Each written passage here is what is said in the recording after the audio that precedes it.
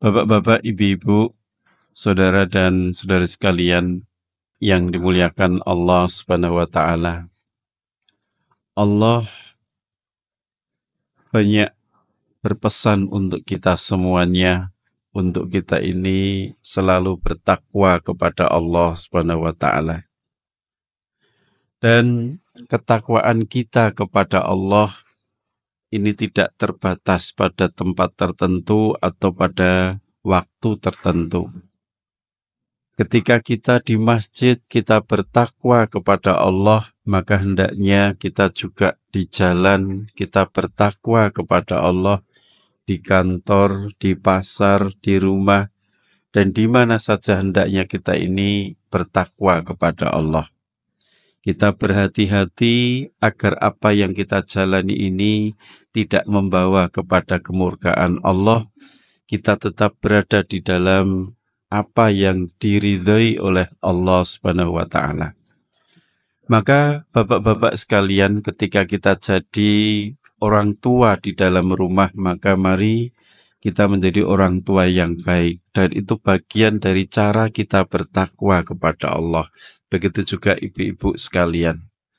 Ketika kita jadi pedagang di pasar atau di mana saja, hendaknya kita jadi pedagang yang jujur, tidak mengurangi timbangan, tidak mengurangi takaran, tidak menipu, dan itu adalah bagian dari cara kita bertakwa kepada Allah Subhanahu wa taala. Ketika kita hidup bermasyarakat, maka mari kita hidup bermasyarakat dengan menunaikan hak dan kewajiban hidup bermasyarakat. Ya. Kita tidak mengganggu tetangga, tidak membuat resah kepada tetangga, dan itu pun juga bagian dari cara kita bertakwa kepada Allah Subhanahu wa taala. Dan mas-mas, mbak-mbak yang masih punya orang tua, atau kita yang masih punya orang tua, kita takzim kepada orang tua, berbakti kepada orang tua, menghormat kepada orang tua. Itu pun juga diperintahkan oleh Allah, dan itu juga bagian dari cara kita bertakwa kepada Allah Subhanahu wa taala. Dan Allah berpesan, wala tamutunna illa wa antum muslimun, dan janganlah kalian mati kecuali kalian sudah berada dalam keadaan mau berserah diri kepada Allah. Ulama menjelaskan kalimat mau berserah diri kepada Allah itu artinya kita ini mau diatur dengan cara-caranya Allah, ya.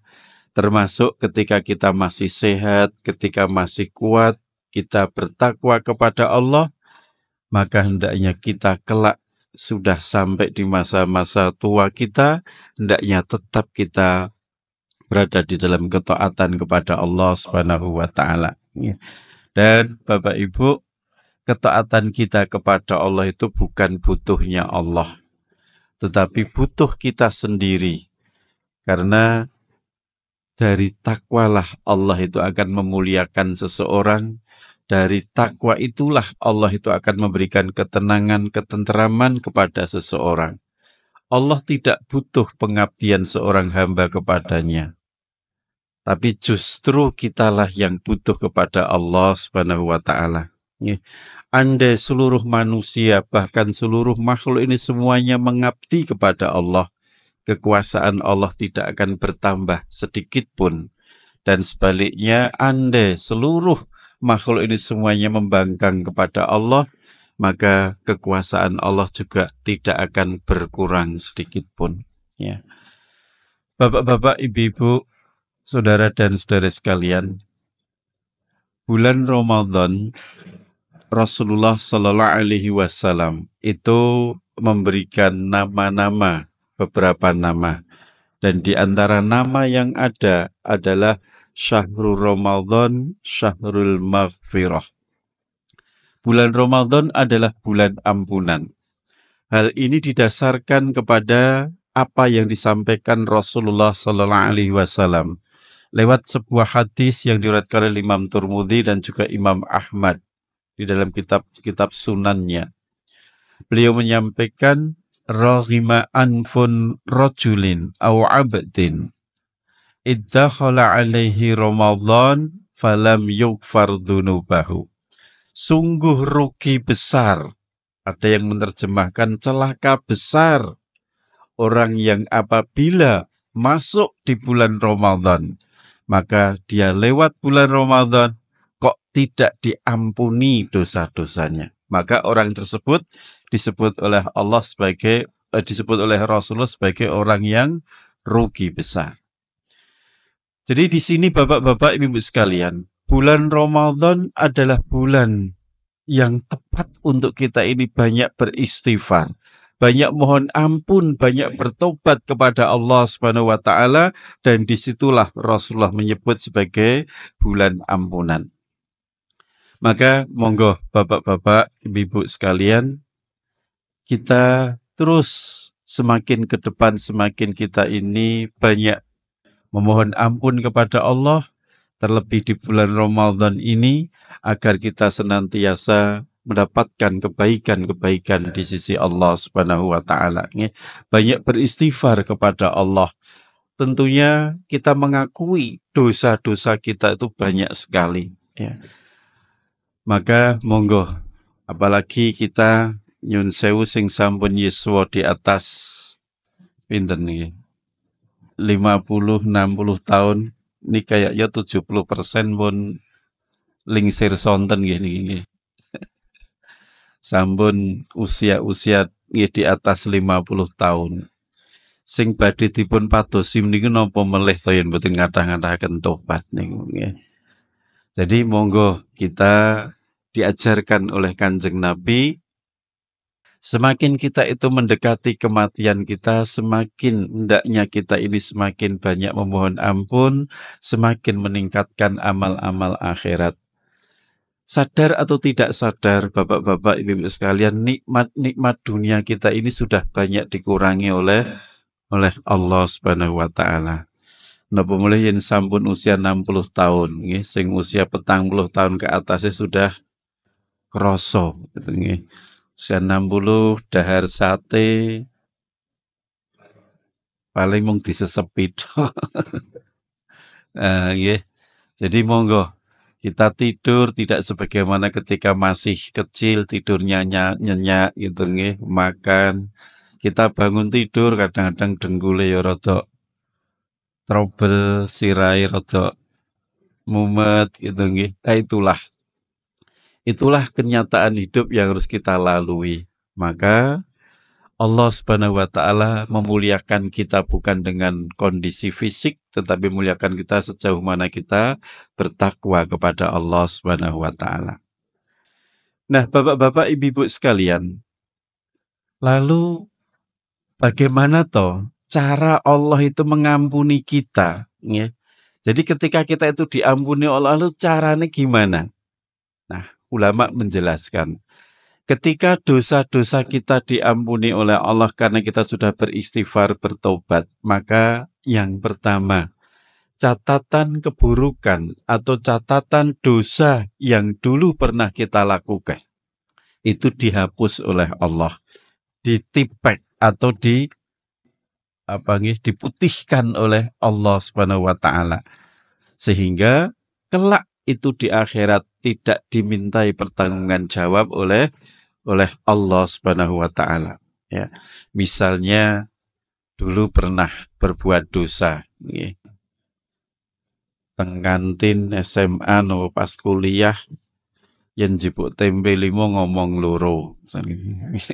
Misalnya begitu nggih. Nah, ngoten niku genep 3 tahun. Nah, terus usia tua sudah, iya saya di situ salah. Dan kita bertobat kepada Allah Subhanahu wa taala, mohon ampun dengan sebenar-benarnya tobat. Terus kita mencari bapak ibu yang dulu penjajah kantin, ya. Kita mencari, kemudian ketemu, meminta maaf atau minta dihalalkan, atau kita mengembalikan dengan sejumlah uang. Kemudian kita sudah memohon maaf.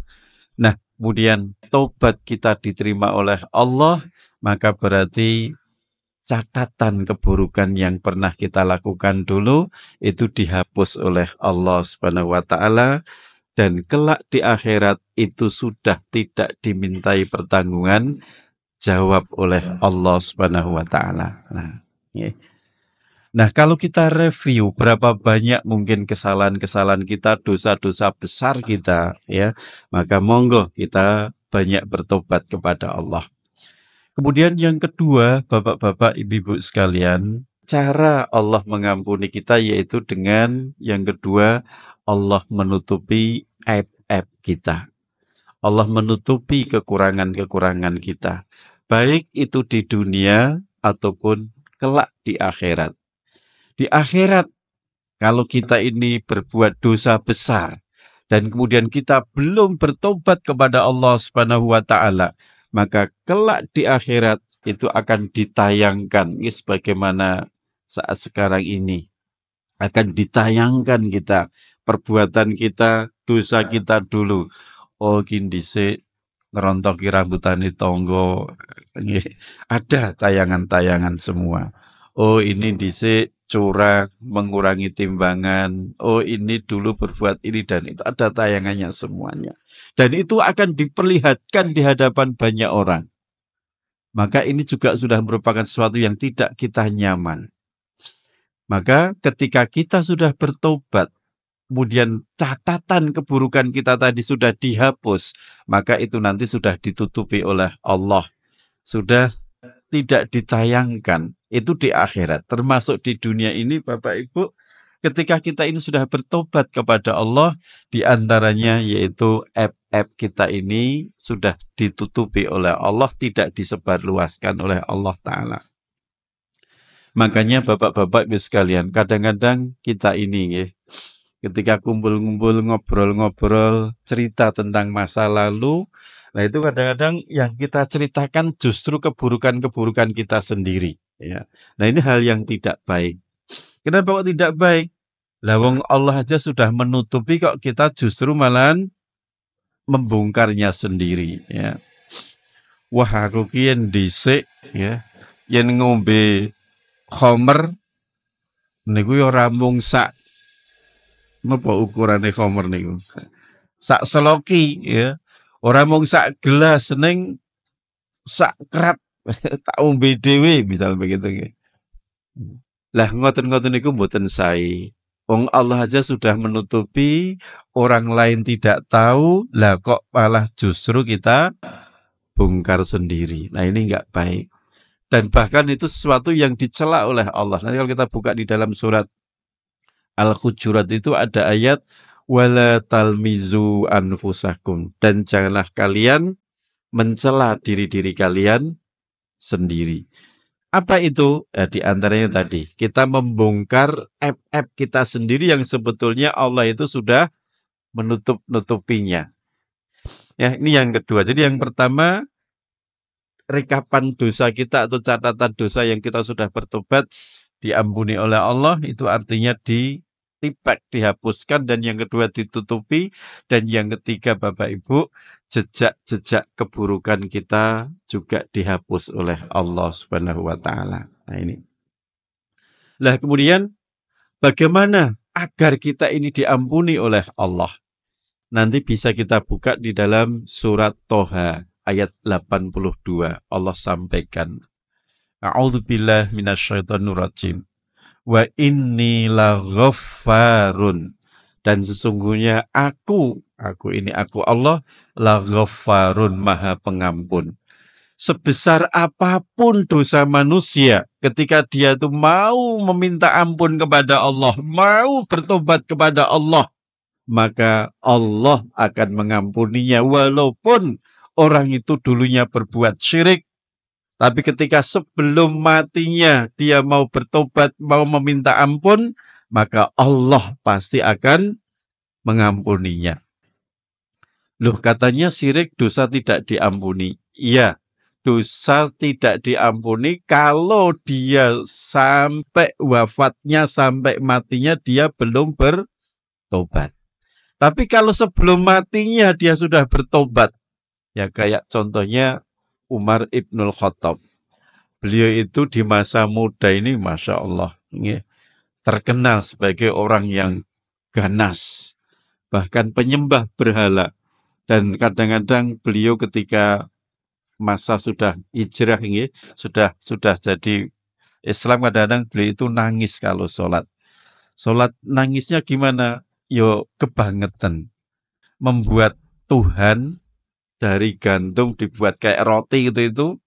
Kemudian ketika perutnya lapar, Tuhannya dimakan. Nah, beliau kadang-kadang nangis karena kebangetan nih yo lucu gitu ya. Tuhan kok tak berakoti gitu loh. Nah, tapi itu kenyataan. Tapi ketika kemudian beliau masuk Islam, beliau bertobat, beliau beristighfar. Oh, Masya Allah. Beliau menjadi pahlawan Islam yang terkenal sampai jasad beliau itu bisa berdampingan dengan jasadnya Rasulullah Sallallahu Alaihi Wasallam di Madinah. Nah ini maka bapak-bapak ibu sekalian, monggo. Tidak ada kata terlambat untuk kita ini mohon ampun kepada Allah. Sebesar apapun dosa, monggo kita banyak bermohon ampun kepada Allah. Ya, jadi Allah Maha Pengampun. Untuk siapa? Satu, liman taba, untuk orang yang bertobat. Taba asal katanya dari kata taubat, asal katanya dari kata taba, anab, kembali. Kembali kepada Allah, kembali kepada cara-cara yang dibenarkan oleh Allah Subhanahu wa taala. Bagaimana cara bertobat? Ya. Beristighfar, kemudian menyesali, kemudian berjanji tidak mengulangi. Nah, ini, kalau ada kaitan dengan manusia diselesaikan, itu cara bertobat. Jadi liman taba untuk orang yang mau bertobat. Kemudian yang kedua wa amana dan mau beriman. Kalau tobatnya orang yang non-muslim, ya dia mau beriman kepada Allah dengan cara dia masuk Islam, bersyahadat. Kalau tobatnya orang yang sudah masuk Islam, nah dia memperbaiki akidahnya, memperbaiki keyakinannya, memperbaiki ketaatannya kepada Allah Subhanahu wa taala dengan cara beriman. Dan yang ketiga adalah wa'amilu sholihat, beramal soleh.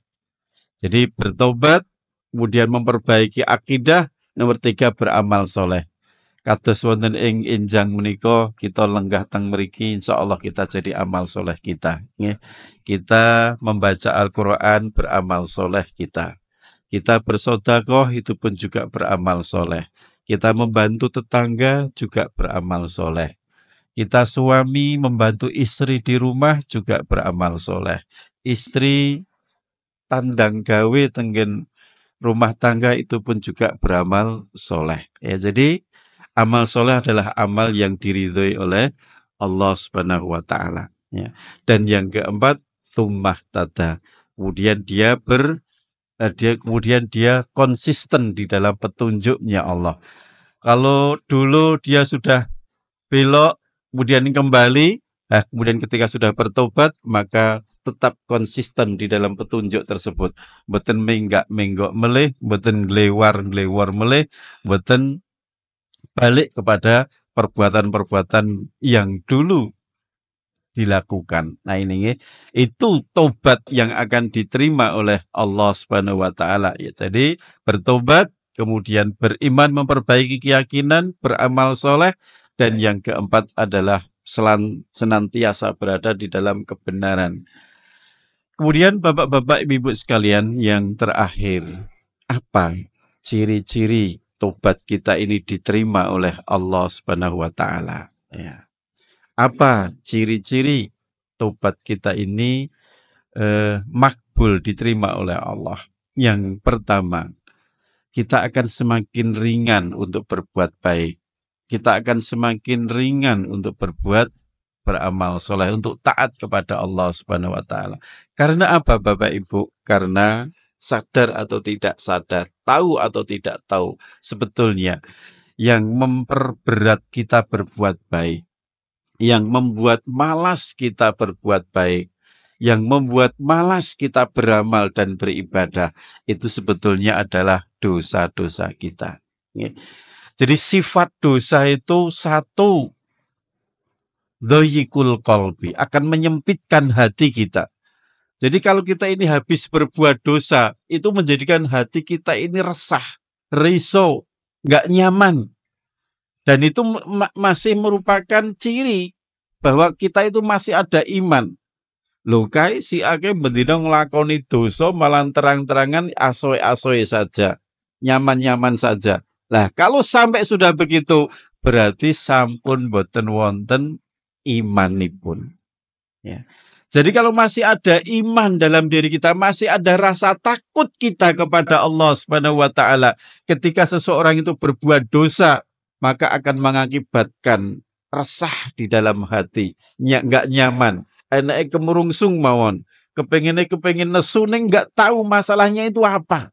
Nah, bisa jadi itu akibat dosa yang kita lakukan.